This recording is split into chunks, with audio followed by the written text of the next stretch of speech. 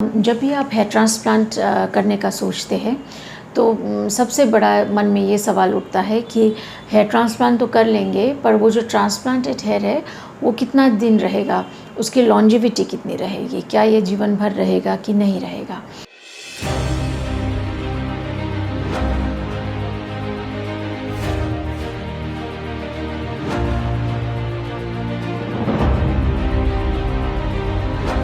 नमस्कार, मेरा नाम डॉक्टर प्रतिभा प्रधान है। मैं एक डर्मेटोलॉजिस्ट और हेयर ट्रांसप्लांट सर्जन हूँ hair free hair grow Kolkata branch में। जब भी आप हेयर ट्रांसप्लांट करने का सोचते हैं तो सबसे बड़ा मन में ये सवाल उठता है कि हेयर ट्रांसप्लांट तो कर लेंगे, पर वो जो ट्रांसप्लांटेड हेयर है वो कितना दिन रहेगा, उसकी लॉन्जेविटी कितनी रहेगी, क्या ये जीवन भर रहेगा कि नहीं रहेगा। तो इसी टॉपिक को हम लेके आज डिस्कस करेंगे। मेल पैटर्न बॉल्डनेस, जिसमें हम हेयर ट्रांसप्लांट करते हैं, उसमें एक टर्म होते हैं जिसको बोलते हैं हम डोनर डोमिनेंस। डोनर डोमिनेंस का मतलब क्या होता है? जब भी हम हेयर ट्रांसप्लांट करते हैं, इसको हम डोनर एरिया बोलते हैं और इसको हम बोलते हैं रेसिपिएंट एरिया। जहाँ पे बाल नहीं होते उसको हम बोलते हैं रेसिपिएंट एरिया। तो जब भी हम ट्रांसप्लांट करते हैं, हम डोनर एरिया से बाल निकाल के हम रेसिपिएंट एरिया में लगाते हैं। तो हम ये एक्सपेक्ट करते हैं कि जब बाल ग्रो होंगे इस एरिया में तो वो उसी तरीके से ग्रो होंगे जैसे डोनर एरिया में ग्रो होते हैं। उसी किस्म का लेंथ होगा, उसी किस्म का उसका कलर होगा, टेक्सचर होगा और उसका लाइफ भी वैसा ही होगा। तो इसका मतलब होता है डोनर डोमिनेंस। और ऐसा होता भी है कि जब भी हम ट्रांसप्लांट करते हैं उसके बाद जो हेयर ग्रो होते हैं वो आपके डोनर एरिया की तरह ही ग्रो होते हैं। पर अब सवाल ये है कि ये जो ग्रो हो गए हैं बाल, वो कितना दिन आपके सर पे रहेंगे, कितना दिन उसका लॉन्जेविटी रहेगा। तो इसको लेके कुछ एक्सपेरिमेंट्स करे हैं कई सारे डॉक्टर्स ने, खुद पे ही किए हैं, जिसमें उन्होंने क्या किया है, ये जो आपके जो स्कैल्प के बाल है वो शरीर के अन्य हिस्सों में लगाया है, जैसे पैर में लगाए हैं, हाथ में लगाए हैं या तो फिर आईब्रोज में लगाए हैं। तो ये जब हेयर ट्रांसप्लांट हुआ डोनर एरिया, सर का डोनर एरिया से ये बाकी के शरीर के बाकी के हिस्सों में, तो क्या पाया गया, इनिशियली जब बाल ग्रो हुए तो वो अच्छे मोटे और लंबे, जैसे आपके सर के बाल ग्रो होते हैं वैसे ही ग्रो हुए। पर कुछ सालों बाद ये देखा गया कि ये जो बाल पहले जो बहुत मोटे और लंबे ग्रो कर रहे थे स्कैल्प हेयर की तरह, वो धीरे धीरे उसकी टेक्सचर और उसका कलर और उसका लेंथ चेंज होने लग गया रेसिपिएंट एरिया की हिसाब से। मान लीजिए अगर आईब्रो में ट्रांसप्लांट किया है तो इनिशियली पहले एकदम सर के बाल जैसे लंबे और काले ग्रो होने लगे थे, पर धीरे धीरे क्या हो गया, जैसे बाकी के आईब्रोज के बाल होते हैं जैसे पतले और छोटे, धीरे धीरे ट्रांसप्लांटेड हेयर भी ऐसे ही ग्रो होने लगे, पतले और छोटे। और मान लीजिए जिसने पैरों में ट्रांसप्लांट कर रखा है तो जो पैरों के बाल होते हैं थोड़े पतले और छोटे, उसी हिसाब से वो ट्रांसप्लांटेड हेयर भी अपना आकार बदलने लग गया। तो इससे क्या समझते हैं हम? इससे समझते हैं कि रेसिपिएंट एरिया का भी इन्फ्लुएंस होता है ट्रांसप्लांटेड हेयर में। डोनर डोमिनेंस तो एक चीज़ है जिसके लिए हम ट्रांसप्लांट करते हैं, पर जहाँ पे लगाते हैं जिसको हम बोलते हैं रेसिपिएंट एरिया, वो भी बाल को धीरे धीरे इन्फ्लुएंस करने लगता है।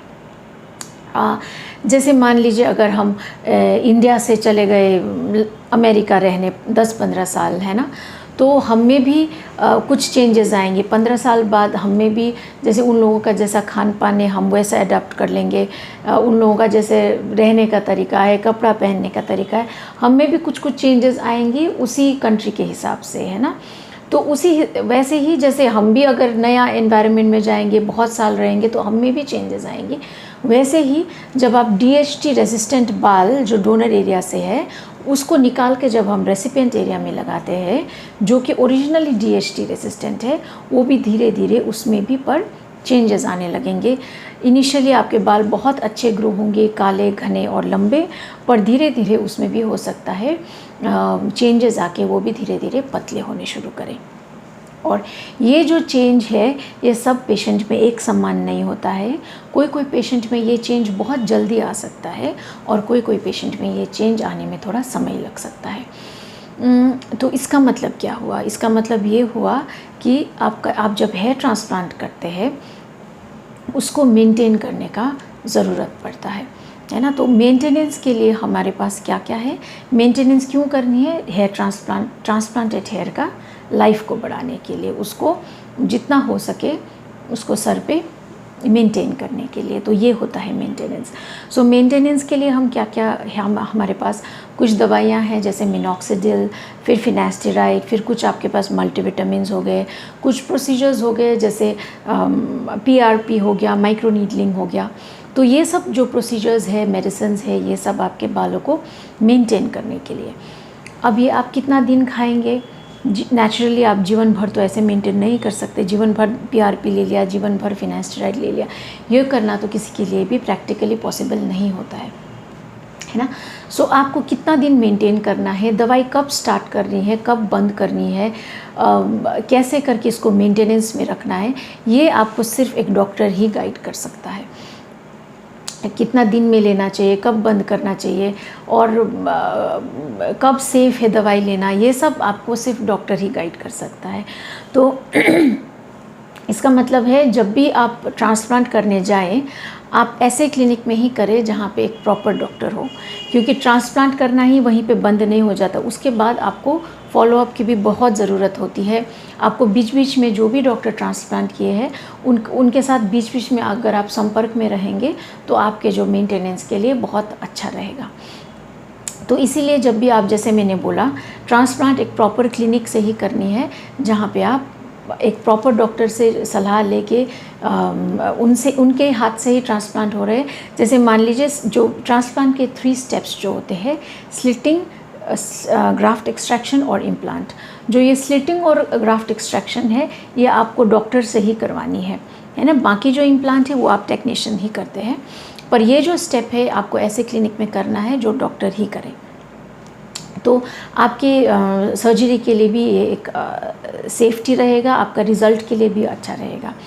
और कई सारे क्लिनिक ऐसे हैं जिसमें आप मान लीजिए बहुत कम रेट में आपको सर्जरी ऑफ़र कर सकते हैं। जैसे देखिए, हेयर ट्रांसप्लांट का एक ऑल ओवर इंडिया थोड़ा 19-20 का फ़र्क रहेगा, पर एक स्टैंडर्ड रेट रहता है ना। पर इससे आपको अगर कोई हाफ प्राइस में ऑफ़र करता है सर्जरी, इसका मतलब ये भी हो सकता है कि आप एक घोस्ट सर्जरी के शिकार हो। घोस्ट सर्जरी का मतलब क्या होता है कि जो सब प्रोसीजर टेक्नीशियन करता है और वहाँ पे डॉक्टर सिर्फ नाम के लिए होता है। तो ऐसे किस्म के मार्केटिंग जो गिमिक्स होते हैं उस पर आप ना पड़े तो आपके लिए बहुत अच्छा है। आपका जो हेल्थ के लिए भी, आपका जो सेफ्टी के लिए भी अच्छा है, आपका जो सर्जरी के रिज़ल्ट के लिए भी बेहतर है ना। जैसे मान लीजिए आप एक आईफ़ोन ख़रीदने गए है ना, अगर आप 60-70,000 के रेंज के आईफ़ोन को बोलेंगे हमको 10,000 में ख़रीदना है, तो वो तो नहीं मिलेगी, है ना। आपको एक डुप्लीकेट चाइनीज़ ही मिलेगा। तो वैसे ही हिसाब से आपको ट्रांसप्लांट का भी एक जो कॉस्ट पड़ता है वो एक मन में रख के ही ट्रांसप्लांट की एक प्राइसिंग करी जाती है। तो आपको बहुत ज़्यादा जो चीप रेट में करेंगे सर्जरी, वो भी मेरे ख्याल से उतना सेफ़ नहीं रहता है। सो बोलने का मतलब है, आप जब भी सर्जरी करें आप एक प्रॉपर डॉक्टर रन क्लिनिक में ही जाके करवाएं, और ताकि आपका सर्जरी सेफली हो, रिज़ल्ट भी अच्छा है, आपका जो ट्रांसप्लांट का जो प्रोसीजर है वो भी सेफ़ रहे, और उसके बाद जो आपको फॉलोअप करने के लिए, आपके बालों को जो मेंटेन करने के लिए, गाइड करने के लिए एक प्रॉपर डॉक्टर का भी होना बहुत ज़रूरी है ना। Thank you so much.